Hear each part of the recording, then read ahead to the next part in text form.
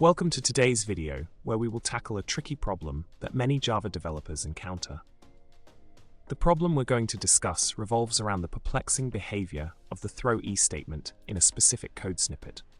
Why is throw E allowed, but not throw A in this case? Let's dive into the details and unravel this Java conundrum. In the solution provided, we delved into the depths of Java specifications to understand why throw E is permitted while throw A isn't in the given scenario.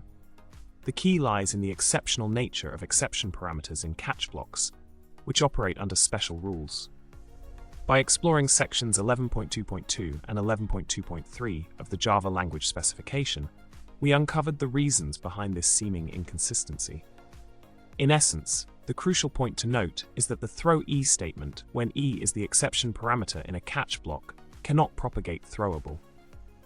This restriction stems from the compile time analysis of potential exceptions that can be thrown within the context of the try statement.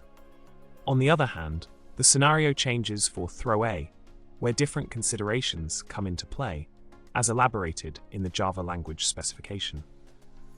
To sum it up, the intricate interplay of exception handling rules in Java sheds light on why throw E behaves differently from throw A in the context of the provided code snippet. Understanding these nuances can help Java developers navigate similar challenges effectively. Thank you for watching, and remember to like, subscribe, and share your thoughts in the comments below. Keep coding with a touch of Java humor.